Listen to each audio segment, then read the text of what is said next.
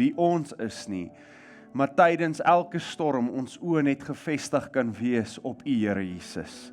Want ons weet, dit is wanneer die bo-natuurlike gebeur. Here, ek dank U vir U goedheid, U guns oor ons lewens. Ek dank Here dat, soos ons vanmôre ook gehoor het, U ons nooit verlaat nie, Here. Dat U altyd daar is. Maak nie saak hoe ons voel nie, U is altyd daar.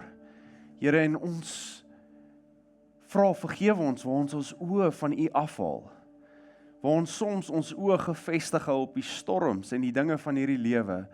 Here, maar is net in hierdie oomblikke wat ons weer ons hart se oë oopmaak en gefokus kry op U. Want U is ons hoop, U is ons redder en verlosser. In Jesus naam. Amen. Dankie, jy kan die sitplekke neem. Baie welkom aan almal hier.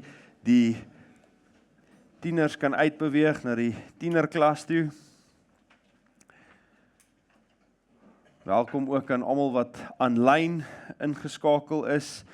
Dit is so seën om te sien ook hoe die aanlyn bediening besig is om ook te groei en dit is so lekker om van mense wat aanlyn boodskappe te kry en te sien hoe hulle ook deur die app en goed interaksie begin hê. Maar dit is 'n voorreg om die woord van die Here vanmôre te kan bring. Maar voor ek oorgaan na die woord, kom ons bid net saam. Hemelse Vader, ek dank U vir U woord wat lewend en kragtig is. Here, ek bid vanmôre hierdie woord wat uitgaan, dat my woord nie my eie sal wees nie, maar dit wat U Heilige Gees inspireer, en dat U dit tot elke hart sal seën, dit wat U vir die gemeente wil sê. In Jesus naam. Amen. So, rukkie terug, gaan haal ek my dogtertjie Reagan by die skool, en ek is op pad, ek vat haar gimnastiek toe.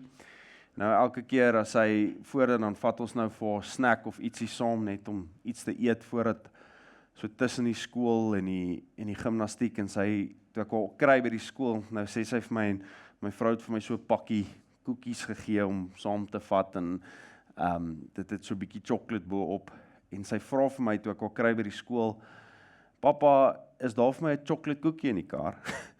En ek is soos, jene, dit het nou goed uitgewerk, ek soos, ja, daar is. En sy is baie opgewonde, nou stap ons kar toe, en ons kom by die kar, nou, sy hou baie van hierdie chocolate koekies wat jy by Pleithou koop, daai groot is, nee, daai choc-chip koekies. Nou hierdie is 'n klein pakkie koekies met chocolate op. Okay, julle weet waar hierdie gaan. En sy klim in en sy kry die pakkie koekies en onmiddellik is sy baie ontsteld. Nee, want sy is soos, nee, maar hierdie is nie wat ek wil hê nie, jy weet. En ek raak woedend, ek is kwaad, en ek is soos, ja, sy is so ondankbaar, en ons is in die kar, en ek begin met haar beklei oor dit, en soos, daar's kinders wat nie kos het nie, en jy weet, hierdie is 'n chocolate cookie, en wat ook al, en dis dieselfde ding, en hoe kan jy huil oor dit, hoe huil ons oor koekies, jy weet, dis belaglik, ek sê, jy weet, ek moet eintlik vir jou niks bring nie, en ek gaan dalk bietjie oor die diep end, en in elk geval, ek raas met haar oor hierdie situasie, en sy sê vir my, nee, maar papa, ek is jammer, en ek sê vir haar, nou wil ek net seker maak, sy verstaan, ek sê vir haar, maar Reagan, waaroor is jy jammer? Sy sê, ek jammer is nie 'n chocolate cookie nie, nee, en ek is soos, en ek lag en ek dog, ja, jy sien, en baie keer, is dit wat gebeur met ons in ons storms van ons lewens, nee. Nou, om afvoer te bou op laasweek se boodskap, is dinge begin verkeerd loop. Dan begin ons sê, ek's jammer. Waarvoor sê jammer? Ek weet nie. Maar ek's jammer. Hoekom gebeur hier? Ek weet nie. Hoekom is ek in hierdie storm? Wat gaan aan in my lewe?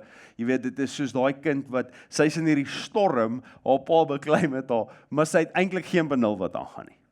Sy sê, sy weet sy moet jammer sê, maar sy weet nie waaroor nie. Sy weet nie wat aangaan nie. Sy weet nie regtig dat die storm waarin sy is hier omdat hier 'n situasie aan die gang is nie, wat sy 'n deel in het nie. Sy is nie bewus nie. En so besef ek, soveel keer gaan ons in omstandighede van ons lewens, of storms, of dinge wat gebeur in ons lewens, en ons weet nie wat aangaan nie, en ons begin uitroep na die Here, Here, hoekom gebeur hierdie met my? Why is this happening to me? Hoekom? Wat doen ek verkeerd? Here, wat het ek verkeerd gedoen? Wat het ek gedoen om hierdie te verdien?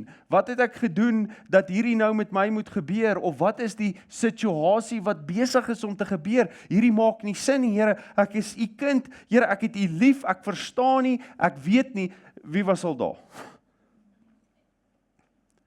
En so die Here toe op my hart, sal ek sê, 'n boodskap geplaas, laat ons bietjie kan sin maak van die situasies, die negatiewe omstandighede en die negatiewe situasies in ons lewens. En ek het dit opgedeel in 4 kategorieë, daar mag dalk meer wees, en daar mag dalk ander wees, maar ek glo hierdie 4 som elke situasie, basies wat ons kan deurgaan, redelik goed op. En die eerste ene is dat, soos in die geval van my dogtertjie, is daar situasies van dissipline. Daar is situasies van dissipline. En ons sien dit in Hebreërs 12 vers 5 tot 8 sê dit, en julle het vermaning heeltemal vergeet wat tot julle as seun spreek. My seun, ag die tugtiging van die Here nie gering nie, en beswyk nie as jy deur hom bestraf word nie, want die Here tugtig hom wat hy lief het, en hy kastei elke seun wat hy aanneem. As julle die tugtiging verdra, behandel God julle as seuns, want watter seun is daar wat die Vader nie tugtig nie? Maar as julle sonder tugtiging is, wat almal deelagtig geword het, dan is julle onegte kinders en nie seuns nie. Hy sê, wees bly as die Here jou pak slaag gee. Hy sê, want die feit dat hy jou pak slaag gee, sê hy is jou seun. En dit was my so interessant, dat behalwe sekere mense, ek gee nie iemand anders se kind pak nie. Ek weet van mense wat dit doen, maar ek gaan nie net 'n ander persoon se kind tugtig nie. Hoekom? Dis nie my probleem nie. As iemand anders se kind 'n tantrum daar in die winkel gooi, dan sê ek soos, dis nie my probleem. Loop ek vinnig weg. Want ek tugtig nie, want ek het nie, daar's geen liefde, daar's geen koneksie, daar's geen verhouding nie. So, die feit is, dat wat ons sien, dat tugtiging is tugtiging is 'n teken van God se liefde, dit is 'n teken van ons aanneme as kinders. So wanneer God jou tugtig, dan moet jy verstaan, dat wanneer daar 'n omstandigheid van tugtiging is in jou lewe, dat dit is juis, omdat God jou as sy kind sien, en omdat hy jou lief het, en omdat hy wil hê dit moet goed gaan met jou. Ek tugtig my kinders, want ek wil hê, hulle moet 'n goeie lewe hê, en in dit moet die boompie gebuig word in 'n sekere mate. Daar's sekere maniere om op te tree, daar's waarhede wat sy moet verstaan, daar's maniere hoe sy moet reageer, wat so broodnodig is vir haar, om in hierdie lewe te kan funksioneer, en suksesvol wees, en geleenthede hê. Tugtiging is nodig. Jy weet, die probleem is, ek gebruik baie keer hierdie voorbeeld, wanneer dit kom by ons kinders. As ek in 'n heeltemal 'n ander opsig, my hond het, en ek's baie lief vir my hond, en my hond, wanneer jy by my kom kuier, byt jou, gaan jy vir my hond hou? Nee, maar kom ons sê, die omstandigheid is so, dat jy kom in my huis in, my hond is daar, en ek sê vir jou, moenie worry nie, en die hond hardloop en hy spring, en jy sê vir my, hoor, ek is bietjie senuweeagtig vir honde, en ek sê, moenie worry nie, en daai hond byt jou. Wie gaan jy kwaadlik neem? Die hond of my? My. Jy gaan nie van die hond hou nie. Gaan jy weer interaksie met die hond wil hê? Wie se skuld is dit? Dis my skuld. En so is dit, wanneer ons met ons kinders, as ons wil hê, ons kinders moet sosiaal en deur mense kan wees, is dit nodig dat ek tugtiging moet toepas, dat ek my kind moet opvoed en leer hoe om te wees, hoe om met mense interaksie te hê, hoe om hierdie dinge te doen, anders weet julle wat, gaan mense nie van my kind hou nie. En weet jy wat is die probleem? As mense nie van jou kind hou nie, dit breek hulle geleenthede. Hulle word nie uitgenooi na 'n verjaarsdag toe nie. Mense wil nie om hulle wees nie, mense wil nie by hulle wees nie. En wie is die een wat skade ly? Is die kind. Wie se skuld is dit? Myne. Verstaan julle hoekom tugtiging belangrik is? Die Vader tugtig ons, want hy wil hê, dit moet goed gaan met ons. Hy wil hê, dat elke geleentheid, en weet julle wat, sy plan vir ons moet in vervulling kom. Sy plan vir ons, en vir sy storie wat hy skryf, soos ons laasweek gehoor het, moet in vervulling kom vir ons. So ja, soms is daar situasies en ongemaklike situasies in ons lewens, en die eerste is, dit kan dalk wees dat God besig is om jou te tugtig. En dat jy moet verstaan, hierdie is tugtiging.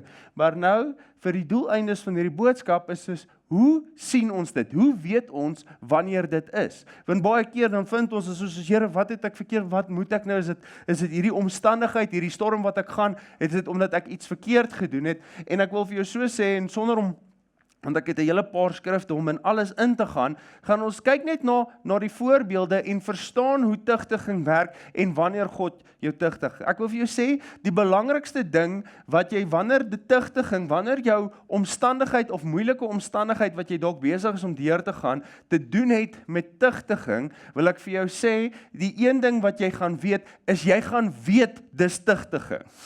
Jy gaan nie wonder daaroor nie. Jy gaan nie wonder, is dit oor iets wat ek verkeerd gedoen het nie? Jy gaan weet, dit is omdat ek iets verkeerd gedoen het. En hoe gaan jy weet? Die Here gaan met jou praat, die Heilige Gees gaan dit aan jou openbaar, of jy gaan 'n skrif kry, of iemand gaan met jou praat en jou vermaan, maar daar gaan 'n situasie wees waar dit duidelik gaan wees. Want as ons kyk na die woord, en toe ek gaan kyk het in die gedeeltes en die mense wat God getugtig het in die Bybel, dan sien ons dat daar is een goue draad wat deur almal loop, is hy het niemand getugtig en nie vir hulle gesê nie.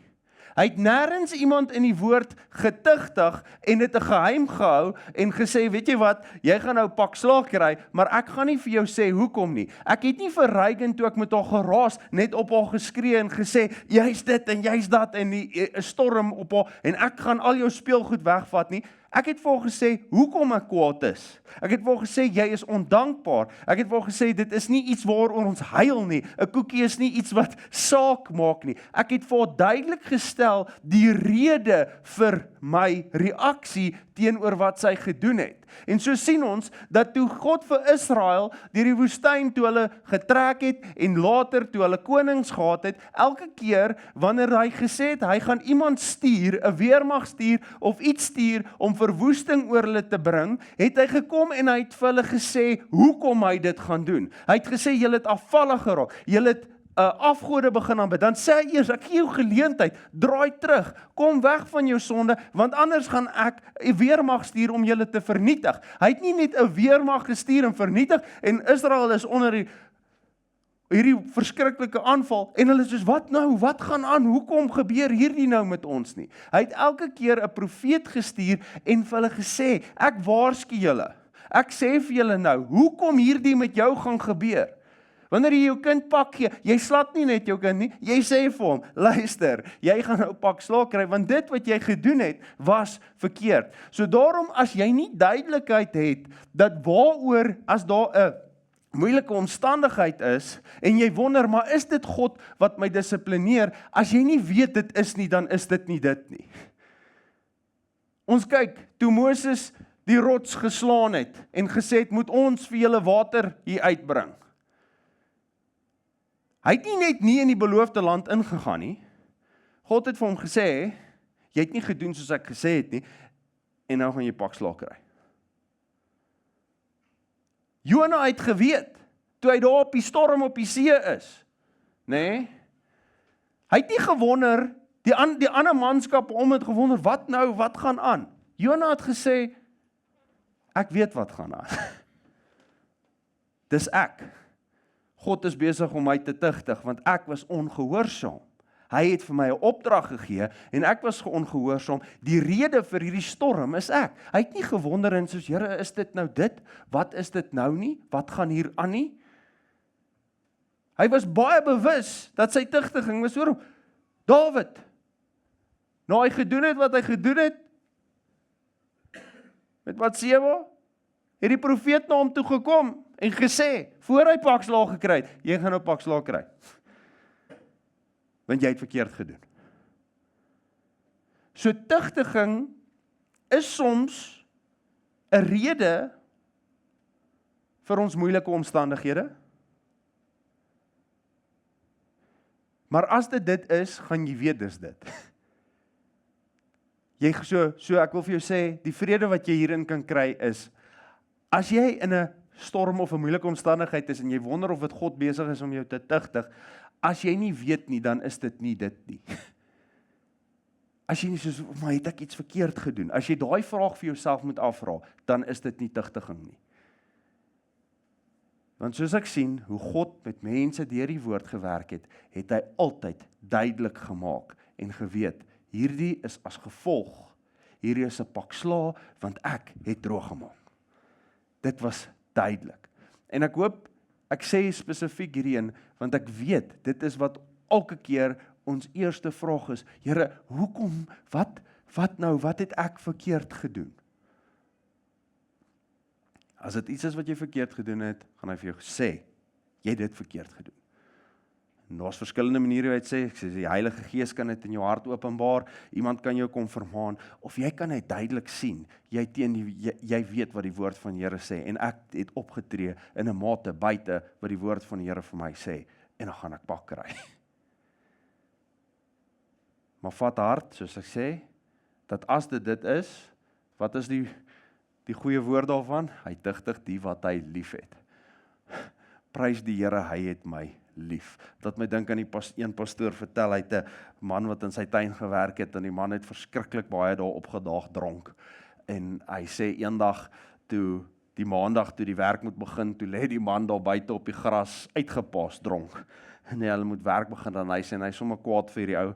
En hierdie het regtig gebeur, en hy sê, vat 'n emmer koue water uit die swembad uit, en die lê die man, en hy sê, en hy gooi dit so oor hom, waar hy lê en slaap, gooi hy die emmer water oor hierdie man wat vir hom werk. Hy sê, die man word so wakker, hy sê, prys die Here, my baas het my so lief, hy het my sommer gedoop vandag. hy sien toe in daai pak sla, hy sê, maak nie saak wat hier het, ek sien jy het my lief, die feit dat jy hier water oor my gegooi het. So in daai tigtiging weet, die Here het jou lief. Die tweede ding wat soms in ons moeilike omstandighede is wat gebeur is 'n storm. Nou 'n storm is anders as tigtiging. 'n Storm is nie baie keer nie, 'n storm kom voor oor natuurlike weeromstandighede, nê, 'n fisiese storm hier. 'n Storm is 'n ding wat oor ons pad kom. So wanneer die woord vir ons sê, en ons het 'n paar weke terug ook oor dit gepraat het, onder ons diepte van grond het, onder ons diep ingegrawe is, dan sê dit, wanneer die storms van die lewe kom, dan sal ons huis bly staan. So 'n storm is anders as tigtiging. Tigtiging gebeur wanneer? Nodig, nê. Dis nie elke dag nie, dis nie elke week nie, dit is wanneer dit nodig is. So tigtiging is anders as storms. Storms in ons lewens is natuurlike prosesse en dinge wat deur ons lewens gaan, wat nie noodwendig van God afkom nie, maar wat toegelaat word in ons lewens, want ek wil amper sê, dit is die natuurlike prosesse van enige iemand se lewe, maar te midde van die storm weet ons, die belofte is, dat ons huis sal bly staan, nê. Ons het gesê dat te midde van die storm gaan ons hoop hê dat ons huis sal bly staan. So ons kan dit diferensieer van tigtiging. So soms dan kan ek sien ek is in 'n situasie, 'n moeilike omstandigheid, weet ek, het ek iets verkeerd gedoen? Het die Here met my gepraat oor 'n fout? Nee, ek het nie. Okay, dalk is hierdie net 'n storm. Dan sê soos, Here, okay, ek's in die storm, ek's diep ingegrawe, maar wat doen ek tydens hierdie storm? Here, wat soek U van my? Want wanneer daar tigtiging is, dan weet ons is dat, Here, ek is jammer en ek draai van wat ek gedoen het en ek verander my gedrag. As ek weer vir Reagan 'n pakkie koek koekies vat, dan wat sê sy? Dankie vir die pakkie koekies, papa, want sy soek nie weer daai storm waardeur sy gegaan het nie. Daar's 'n verandering in gedrag wanneer daar tugtiging is. So wanneer daar storms in ons lewens is dit ook, ja, ek moet dit deursien, maar daar is ook half 'n verwagting, soos ons kan sien van die Here af, in die situasie van die storm. En ons sien dit in so duidelik in die gedeelte waar Jesus met sy disippels in die boot is, waar hulle besig is om te vaar en daar is 'n storm wat opsteek en Jesus slaap in die boot, nê? En in Matteus 8 vers 24, en dit sê, en daar het 'n groot storm op die see gekom, sodat die skei toe was onder die golwe, maar hy, dit was Jesus, was aan die slaap. So, ons kan duidelik sien, daar het 'n storm gekom. Sê dit God het 'n storm gestuur? Was hierdie storm van God af? Dit was nie van God af nie. Dit was net 'n storm, 'n natuurlike storm wat storm, en 'n storm is sleg. En jy sê, maar Marcel, wat doen ek nou tydens hierdie storm? En die ding is, die Here soek iets by jou. En wat het hy by sy disippels gesoek? Hy soek geloof by jou. As jy in 'n storm is die ding wat Jesus soek geloof. Hy sê die teken van hulle vrees was die bewys dat hulle nie glo nie. Dat hulle nie 'n vertroue het nie. En dit is hoe ons soveel keer voel, nê? Dat in ons storms, dat hierdie storms woed in ons lewe, dan voel ons, Here, maar waar is U? Jesus, slaap U dan? Ons verklaar dalk daai, soos die disippels vir Jesus gesê het, gee U dan nie om dat ons gaan vergaan nie. Jy sien, daai sinnetjie,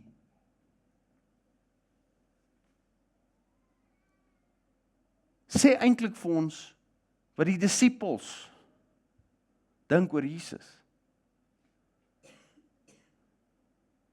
Hulle is soos, red ons gaan vergaan.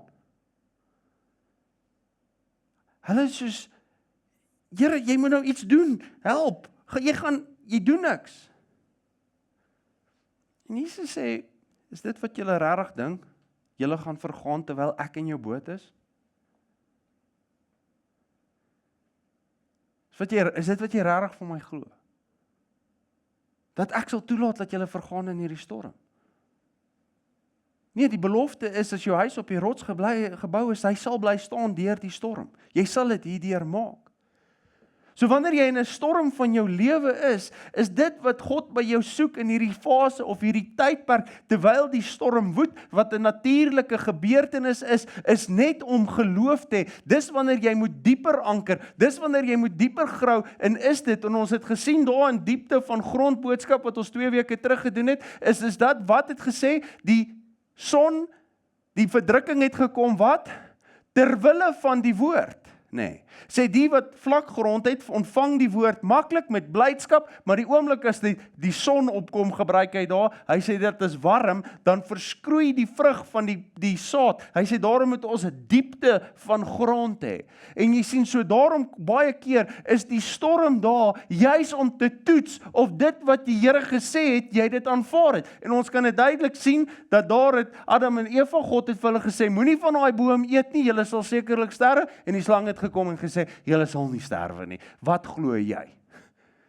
En hulle het gesê, nee wat, ons glo eerder, daar was nie diepte van grond nie. Die saad het nie diep ingesak, dat God se woord die waarheid is nie. So wanneer jy in die storm is, en het woed van jou, weet jy wat soek die Here van jou? Hy sê, nou moet jy vashou aan wat ek gesê het. Die toets gaan wees, hou jy vas in wie hy is, in sy karakter. Gaan jy fokus, soos Petrus, op die golwe, of gaan jy nog steeds jou oë op Jesus hou? Want dan gaan jy op die water loop. Gaan jy in vrees ingaan, of gaan jy in geloof ingaan? En dit is wat jy moet doen in hierdie fase, is jy moet dieper in geloof ingaan. Dat weet julle dat die Here wys dit vir ons, dat bome wat meer storms ervaar, het dieper wortels. Bome wat meer storms ervaar, fisiese bome hier buite, wat meer storms ervaar, het harder stamme. Bome wat meer storms ervaar, is sterker en dikker en beter in elke opsig, as 'n boom wat in 'n beskutte area groei. Storms maak jou sterker, storms breek jou nie, mits jy dieper die toelaat dat die storm jou dieper invat.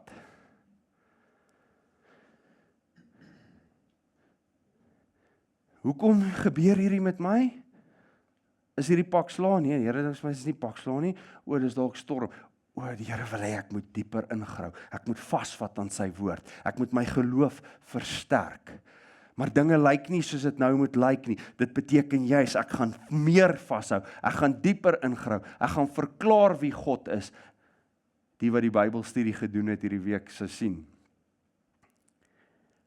Ek gaan vaster in hom ingaan in hierdie tyd. Ek gaan my oë meer op hom vestig.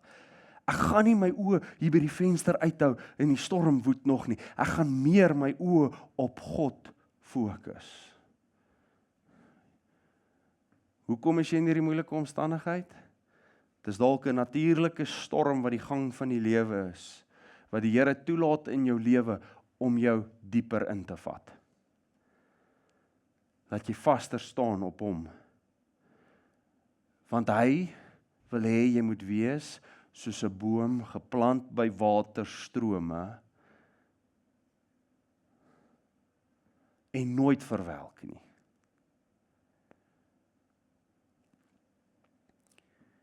So ons het tugtiging, ons het storms, en die ander een wat ons baie goed weet is, daar's aanvalle. Hy sê ons het 'n vyand, die Satan. Ons het 'n vyand. En dit is so belangrik om te kan diferensieer tussen hierdie verskillende situasies, want ons moet elkeen anderste hanteer. Tugtiging soek 'n jammer en 'n verandering.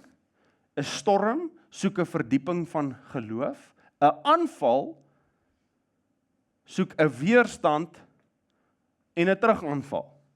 Want hy sê dat in Efesiërs, 'n bekende skrif wat ons altyd aanhaal, dat ons stryd is nie teen vlees en bloed nie. Hy sê so daarom, beklee jouself dan met die volle wapenrusting. Die wapenrusting sien ons, is ons om jouself ook te kan beskerm, maar jy het ook 'n swaard om wat mee te doen. 'n Swaard is om jou aan te val, is om terug te beklei. Maar jou aanval is nie terug teen vlees en bloed nie, dis geestelik van aard. So dis belangrik om te kan onderskei tussen hierdie goed, want wanneer moet jy geestelike oorlogvoering voer, wanneer moet jy verdieping van geloof, en wanneer moet jy jammer? En dit is die probleem, soos ek sê, in ons lewens, is dat ons ervaar omstandighede, en dan behardloop ons, dan soos, ek bestraf die duiwel, Here, ek is jammer, ek gaan geloof, ek weet nie wat se een is dit nou, nie, dan gryp ek bietjie hier, het dit iets gedoen, nee, en dan gryp ek bietjie hier, dan gryp ek nie, ons moet kan sien, en diferensieer deur hierdie goed, waar is ek, want dan weet ek hoe om te reageer en vas te staan in dit. Dan is ek nie hier soos, jy weet, soos sê 'n afkop hoender wat hier bietjie hardloop en daar bietjie en daar is en ek's oral all over the place en ek weet net nie meer wat om te doen nie. Ek weet wat dit is, want ek diferensieer wat dit is en ek versterk my in daardie area. Nou, hoe kan ons aanvalle?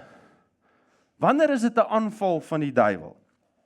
Ons kyk na sy taktiek en ons sien dat hoe die duiwel werk. En ons sien dit deur die skrif.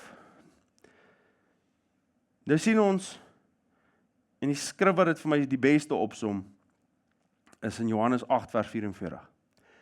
Jesus praat hier met die fariseërs. Hy sê, julle het die duiwel as vader, en die begeertes van julle vader wil julle doen.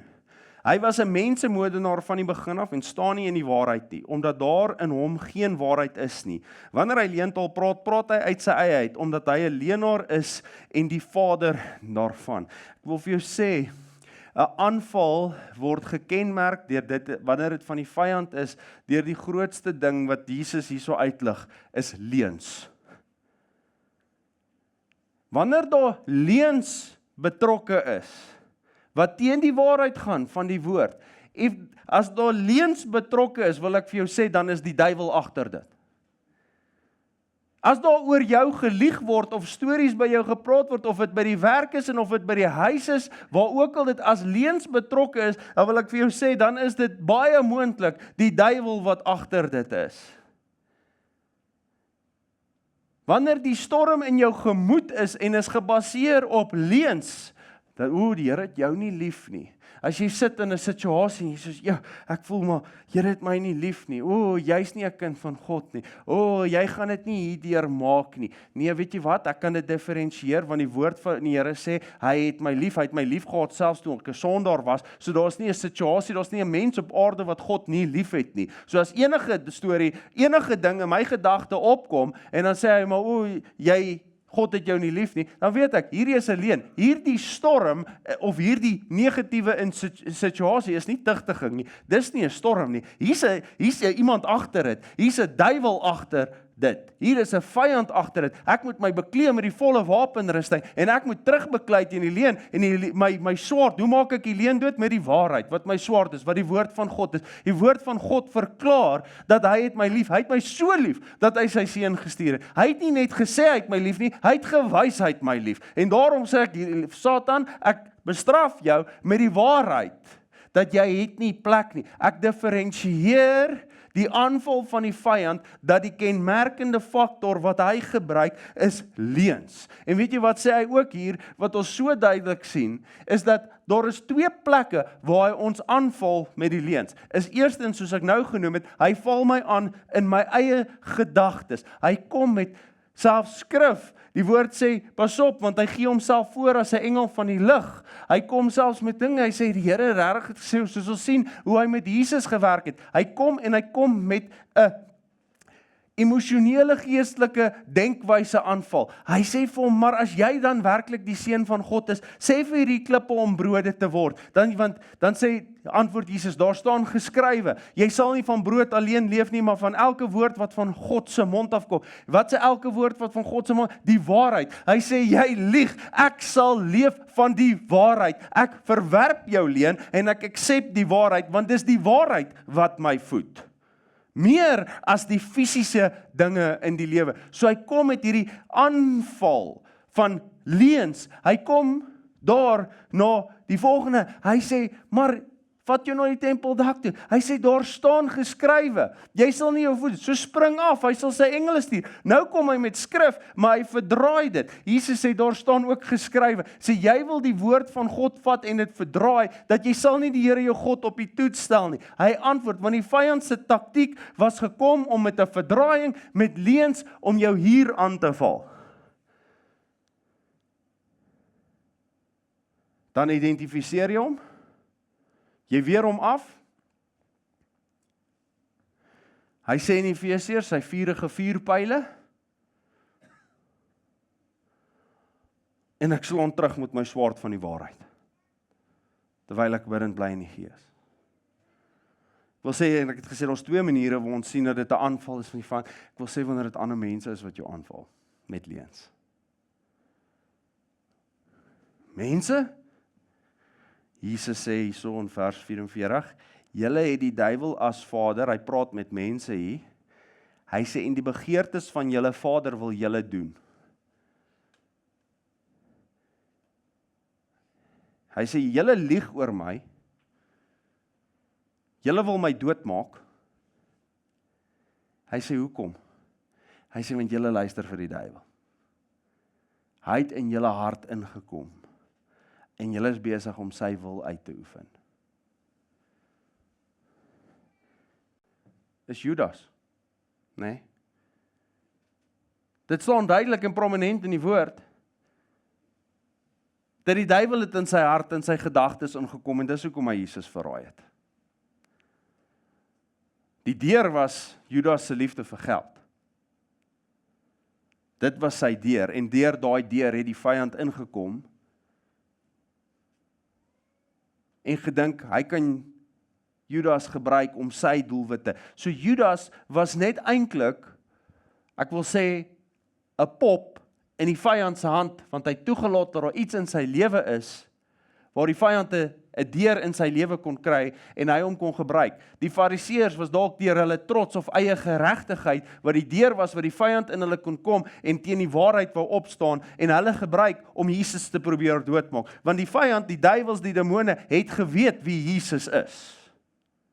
Hulle het geweet, hy is die seun van God, en soos ons laasweek gesien het, selfs toe Paulus en Silas deur die strate loop, het hierdie meisie wat besete was deur 'n demoon verklaar dat die van wie hy praat is die seun van God.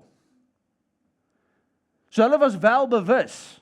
So die vyand het 'n plan en so wil ek vir jou sê, die vyand weet en die demone weet jy is 'n kind van God. Hy weet dat God het 'n plan met jou lewe. Hy weet dat God se plan vir jou lewe is vir sy koninkryk, en soos ons laasweek gehoor het, dit gaan nie oor jou storie nie, dit gaan oor God se storie, en daarom moet jy versigtig wees, dat daar kan geleenthede wees, waar die vyand mense gebruik, om jou te probeer vernietig. Maar wat gaan die kenmerk wees? Want gaan my stryd dan teen die persoon? Nee. Stryd is nie vlees en bloed nie. Dis wanneer ek nie in fisiese oorlogvoering gaan nie, maar in geestelike. In geestelike oorlogvoering. Toe die meisie wat 'n demoon in haar gehad het oor Paulus en Silas die waarheid gepraat het, het hulle nie haar bestraf nie. Hulle het die demoon in haar bestraf en haar vrygemaak. Hulle het die mens vrygemaak van die gees. Hulle het nie hulle fokus op haar gesit nie.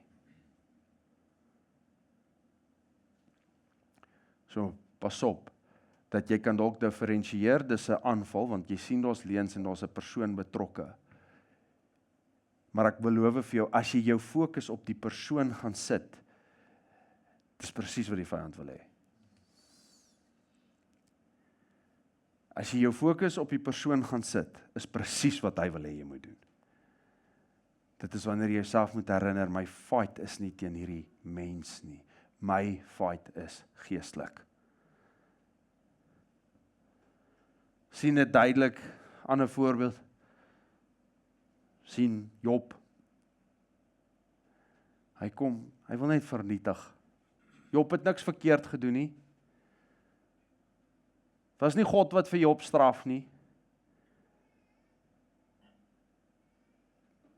Het was die vyand. Maar kom teen hom in dit. Die 4de een, waar gaan die tyd? Elke week. 4de ene, sê hulle my geleentheid gee, ek het nog so 'n bietjie om te sê. Is gevolge. Soms is die moeilike omstandigheid in my lewe net 'n gevolg. Dis nie tugtiging nie. Dis nie 'n storm nie. Dis nie die vyand nie. Dis 'n gevolg. Nou wat sal 'n gevolg wees? As ek myself inspuit met dwelms en ek gaan dood. Dit was nie 'n storm nie, dit was nie die duiwel nie, en dit was nie God nie. Dit was 'n gevolg van my aksies. Want God het sekere dinge in plek gestel in die lewe. As ek van 'n gebou af spring en ek val my dood, was nie God nie.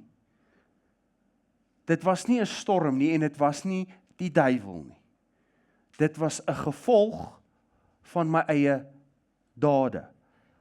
As ek 'n kar steel en ek word in die tronk geplaas, die polisie vang my en hulle sit my in die tronk, dis nie God wat my straf nie, dit is nie 'n storm nie, en dit is nie 'n aanval nie, dit is 'n gevolg van aksies wat ek baie bewus is, ek nie moet doen nie. Dis 'n konsekwens. Ja, pakslaa is ook 'n gevolg, ek verstaan dit, maar as ons kyk dat daar is gevolge wat in my hande is, waar God vir ons die duidelike oplossing gee, en hy sê, daar is 'n pad van lewe, en daar is 'n pad van dood, maar as jy dood kies, dan gaan daar gevolge van dood oor jou lewe wees, en dit gaan nie kom van 'n eksterne faktor, van mense, die vyand, 'n storm of my nie, dit gaan wees, want jy het gekies om in hierdie pad af te loop, jy het 'n keuse gemaak. Daarom praat ons altyd met die jong mense, maak goeie keuses, maak goeie vriende. Net jy moet goeie keuses maak, want ons weet dat daar is gevolge vir slegte keuses. Daar is gevolge in hierdie wêreld wat God daar geplaas het, wat ons die verstand gegee het om te kan verstaan, wat ons geleer is oor sekere gevolge in ons lewens. So soms is die area van wat ons deurgaan net 'n gevolg van ons eie aksies. Toe Samson vir Delila kies, hy het geweet, hy moenie met daai vrouens trou nie. En hy het herhaaldelik gespeel, want ons weet sy krag het nie uit sy hare uitgekom nie, maar deur die Heilige Gees wat oor hom vaardig hom, het hy kragtig uit begin speel met die beloftes wat gesê is die teken oor wie hy is, en uiteindelik sê hy oor sy hare wat nie gesny word, was nooit in sy hare nie. En hy was toe gevangene geneem, 'n bespotting gemaak. Dit was nie 'n storm nie, dit was nie 'n straf nie, dit was nie die duiwel nie, dit was 'n gevolg van sy keuses.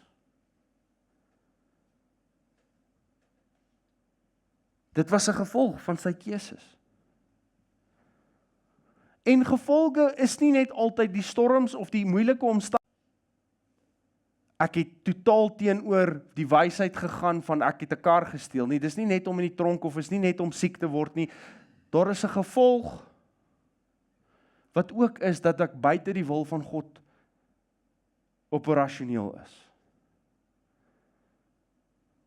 Soms is daar gevolge want hy het gesê, daar is duidelik, kies lewe, bly in my wil, bly wat jy wil doen. So baie keer is ons moeilike omstandigheid, is die gevolg, want ek het in 'n ander pad gewandel, as wat God vir my lewe bepaal het. Ek wandel 'n ander pad, dalk is dit nie iets krimineel, of iets so sleg, soos dwelms, of wat ook al nie. Dit kan dalk iets wees, soos 'n besigheid, of iets wat ek doen, of om te trek, of om te beweeg. En ek kan vir julle 'n voorbeeld sit, dat ek was toe ek nog 'n jeugpastoor is, toe word ek genader deur 'n ander kerk wat dalk vir my 'n posisie het, en hulle maak 'n klomp beloftes, en dit klink vir my goed, want die beloftes is baie meer oor geld en sulke dinge gewees, niks oor geestelike en 'n geestelike impak nie. Dit was fisies, ek was jonk, vergewe my. Maar en ek dog, hierdie is nou die oplossing, hierdie is die deal, hierdie is wat ek wil doen. Ek gaan hierdie geleentheid vat.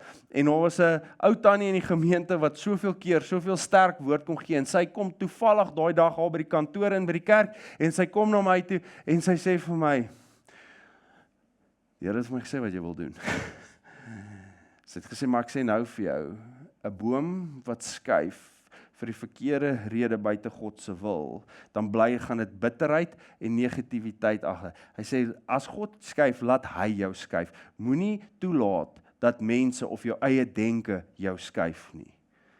En prys die Here, ek het geweet, toe sy dit sê, hoe sou sy dit weet, en ek het geweet, dis 'n woord van die Here af, en ek het nie geskuif nie. Mense sien, ek glo dat as ek geskuif het, sou daar gevolge gewees het, maar my besluit sou nie gebaseer gewees het op die leiding van God nie, dit sou gebaseer gewees het op my fisiese oë, op my fisiese ore. Dit is baie keer hoekom ons gevolge in ons lewens in moeilike omstandighede, want ons het nie geestelik gewandel nie, ons het fisies gewandel.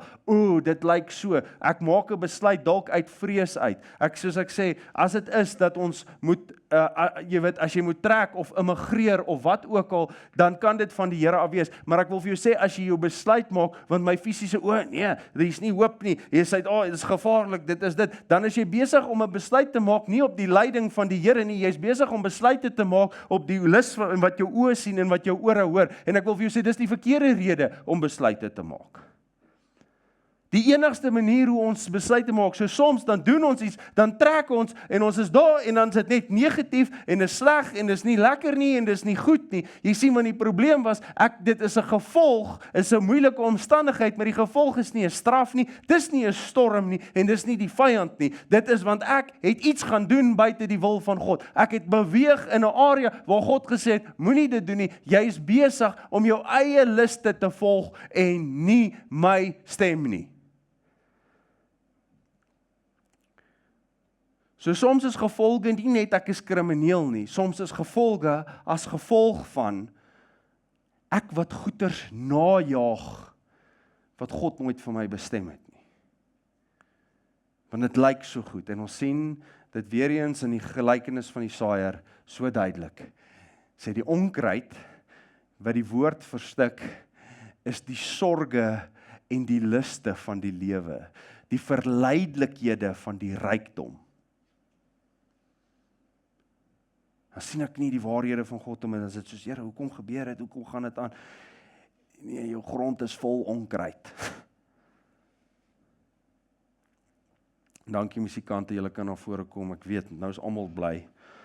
Almal wag vir daai oomblik, want dan weet hulle, okay, ons kom nou nader aan die einde. So, die hart agter hierdie boodskap is dat wanneer jy in 'n moeilike omstandigheid is, dat jy kan diferensieer onder watter kategorie val dit, en dan weet jy hoe om dit te hanteer. Want dit help nie, jy's in 'n storm, maar jy's besig met geestelike oorlogvoering nie, en dit help nie, jy word getuigtig nie, en jy staan net daar en jy draai nie weg van jou sonde nie. Dit help nie, jy's in hierdie situasie en jy kan nie diferensieer, maar hoekom is ek hier en wat moet ek doen nie? En in almal, en jy sê, maar Marcel, jy het nou nog nie vir my gesê, maar wat moet ek doen wanneer daar gevolge is nie, is dit nou maar net so? Is dit die einde van die storie? En so ek sê, hoekom gebeur hierdie dinge?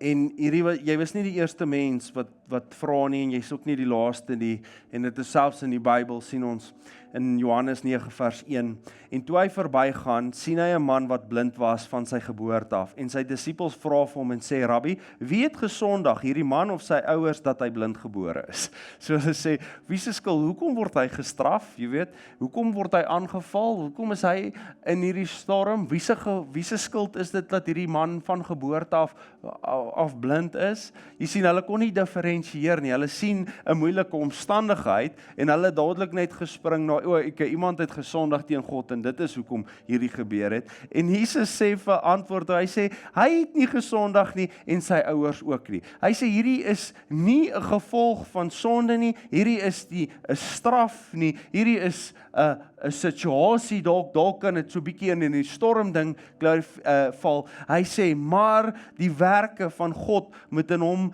geopenbaar word.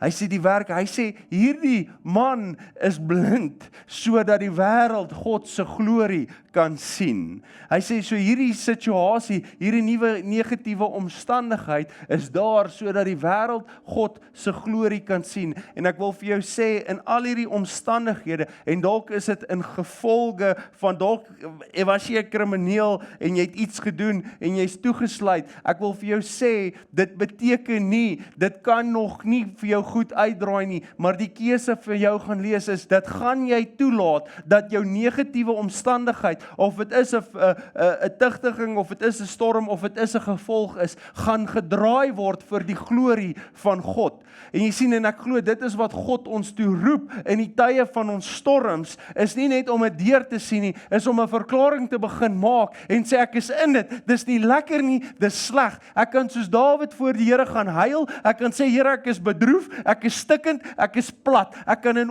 eerlikheid voor God gaan, maar in die einde van die dag, dan glo ek, kom ons draai, Here, ek het gesondig, dalk het ek 'n gevolg, Here, ek het 'n fout gemaak, ek het 'n verkeerde besluit gemaak, Here, maar ek glo, dat alles kan tot die glorie gaan, en ek bid, dat bo alles, dat bo my slegte besluite, bo alles wat ek is, Here, mag hierdie storm spreek van die glorie. Jy sien, toe Jesus die storm stil maak, daar op die boot, toe sê die disippels verwonderd, wie is hy, dit selfs die wind en die weer na hom luister, die see na hom luister, dit het vir God se glorie gegaan. Mag jou gevolg, mag jou situasie, mag jou storm, mag jy vasberade begin bid, Here, ek is in dit, en is sleg, Here, maar mag die mensdom u glorie in my omstandigheid sien.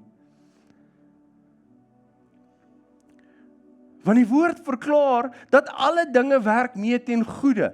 So selfs die foute wat jy maak, die sondes, die tigtigings, die storms, alle dinge kan ten goeie meewerk, mits jy begin bid en sê, Here, mag hierdie vir u glorie wees. Dit is 'n voorbeeld wat ek genoem het, van Samson, hy het hierdie besluit gemaak, hy het gevolge gehad, nê. En terwyl hulle daar sit, in die arena, en hy die meelsteen moet draai, blind en naak, en hulle hom bespot en lag en gooi met goed. Toe sê hy, Here, dink tog aan my laaste keer. Gee my krag. Toe hulle hom vasbind tussen die pilare,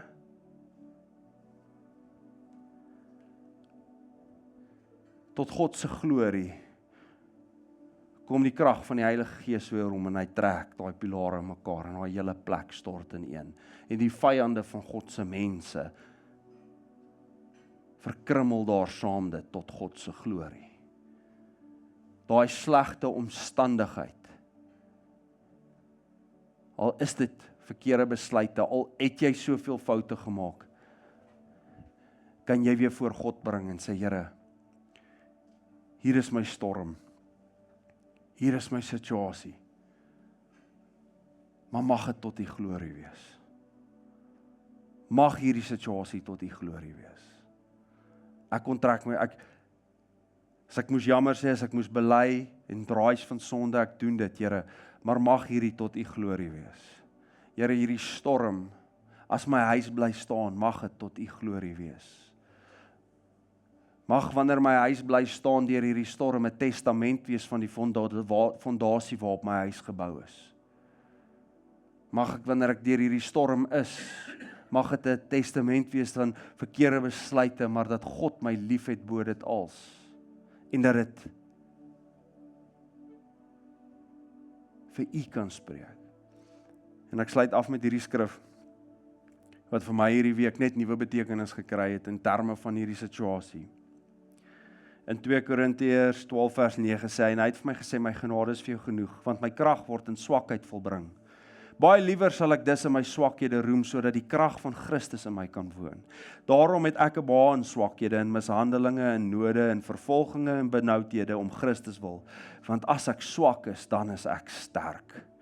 Ek kry 'n nuwe openbaring net oor hierdie skrif en sê, weet jy wat, dis beter net om te sê, Here, ek is plat, ek is swak, ek kan nie, hierdie storm, sodat die glorie van God kan skyn in dit, dat ek dit kan sien. Jy weet, Paulus sê, ek sal eerder net in my swakhede roem, laat die krag van God na vore kom, want my krag is maar so flou en so pap, maar wanneer die krag van God kom, dan maak hy storm stil en hy verslaan reuse en hy kloof die see oop en hy bring water uit 'n rots en hy stuur manna uit die hemel. Hy doen die wonderbaarlike wanneer die krag van God, maar die krag van God kom te voorskyn wanneer ek op die einde van my krag kom. When I get to the end of myself, the power of God can start working. So daarom weet ek nie jou moeilike omstandigheid, ek kan nie vir jou diferensieer presies of as ons gesels kan ons nie, maar jy kan vandag hopelik deur die voorbeelde van die skrif gebruik, maar is jy in 'n storm, is jy in tigtiging, is dit gevolge, maar jy kan kies dat dit kan vir die glorie van God wees. En hoe kom ons op die punt waar die glorie van God skyn? Ek kom op die einde van myself. Nee, I've got this en ek kan dit hanteer en ek is slim genoeg en ek kan dit doen nie. Here, hierdie is buite my hand, ek weet nie meer wat om te doen nie.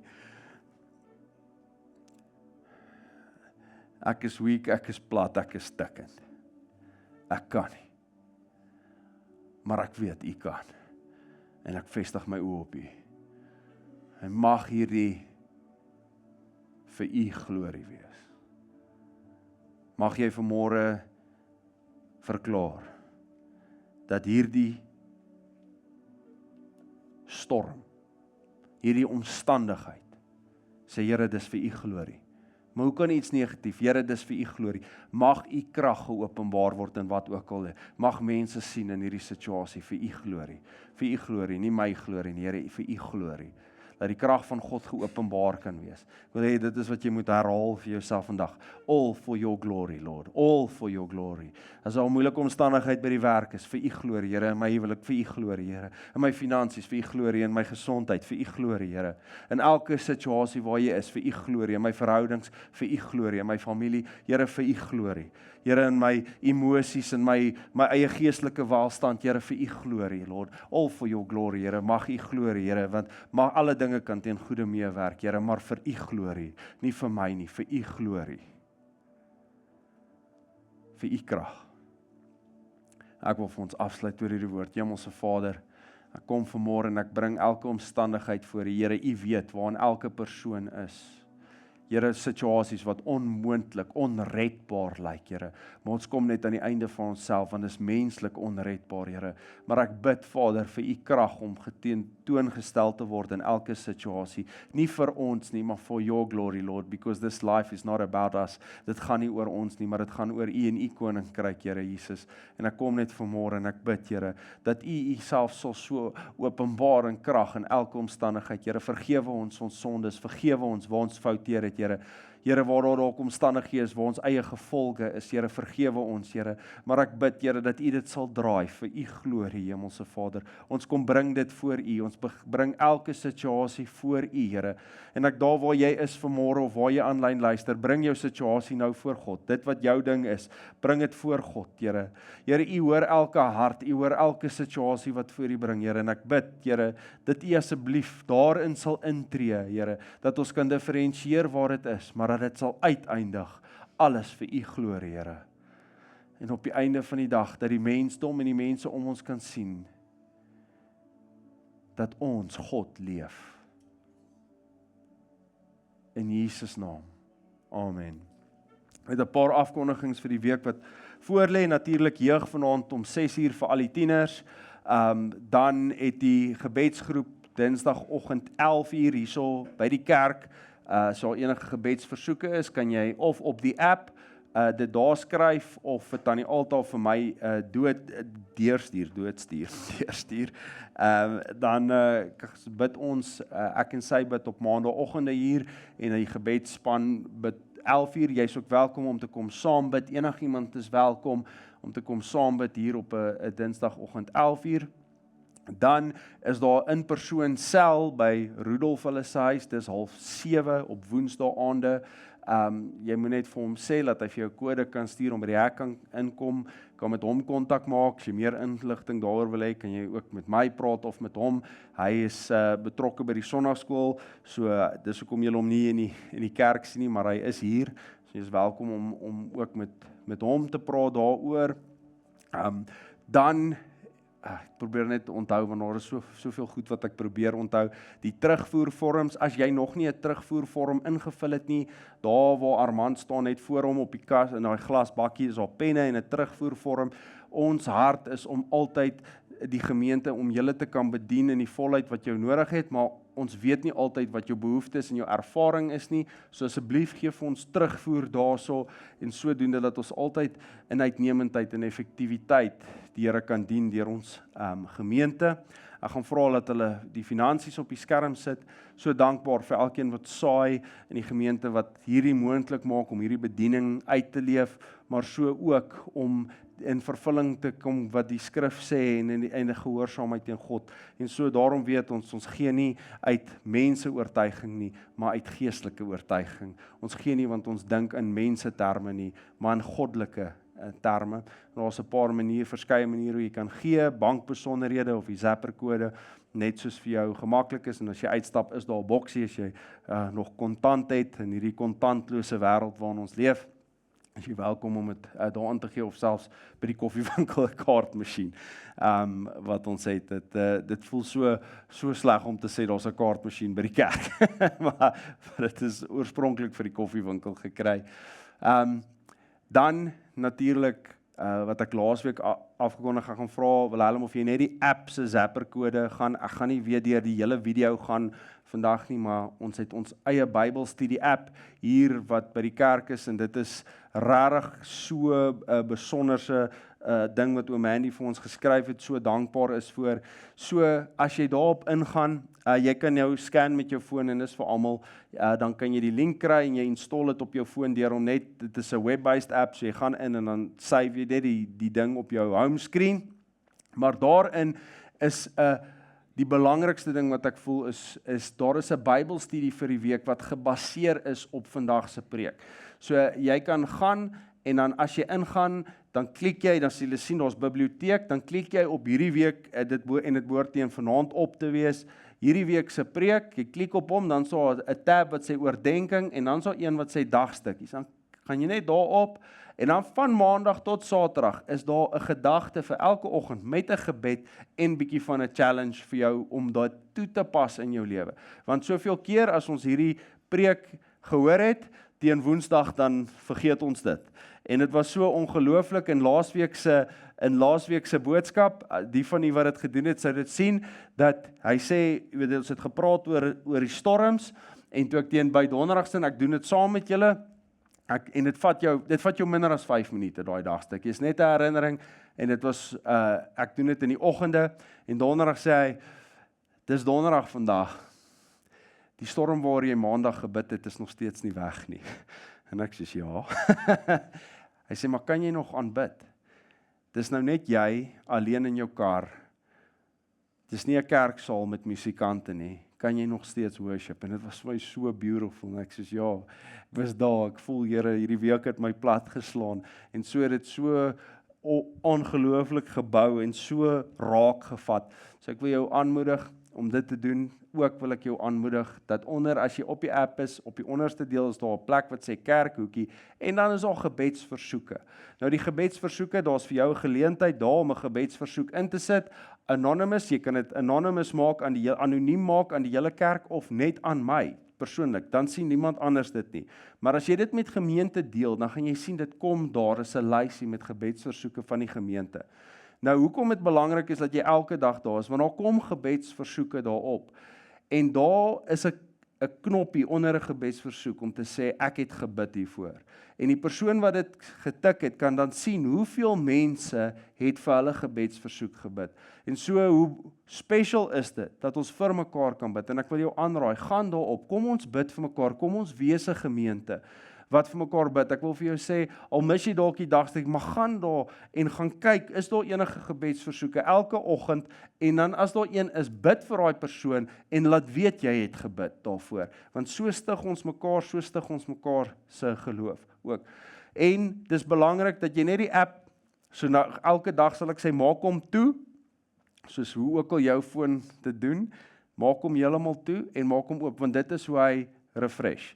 Dit is hoe die nuwe goed, ons is konstant besig om hom te verbeter en op te dateer en nuwe goed by te sit, maar as jy hom net oop hou, dan kry jy nie 'n kans om hom te update nie. Dis nie soos 'n normale app wat jy moet gaan klik update nie. Dis letterlik, jy maak hom toe en weer oop, en dan sal hy ge-update wees. So as jy hom nog nie het nie, jy kan daai QR code scan om hom te kry, of jy kan met my kom praat, dan stuur ek vir jou die link, en is vir almal beskikbaar vir aanlyn, vir as jy sit, as jy net 'n besoeker is, dis vir jou ook beskikbaar. Dis net 'n Bybelstudie gereedskap, dat ons regtig waar die woord van God in ons lewens kan insement. En ek wil jou regtig aanmoedig, soos ek sê, om elke oggend, of in die aand, wanneer ook al vir jou gelees, dit vat jou 5 minute, want dit is so waardevol, om net weer herinner te word aan die woord, want dit gebeur so vinnig, ons hoor die woord hier, maar teen Dinsdag, jy weet, een oor in, ander oor uit. En so is dit tot stigting van jou en stigting van dit wat die Here in jou wil doen. Ek hoop en dink ek het al die afkondigings, as ek een mis, iemand kyk net rond, dat iemand vir my sê, soos wys, hoor jy vergeet iets. Maar mag die Here u seën. U is dan welkom, ek het klaar vir ons afgesluit, jy is welkom om te verdaag en ietsie te kry daar agter, en koffie, en ons ietsie te eet, en mag die Here u seën.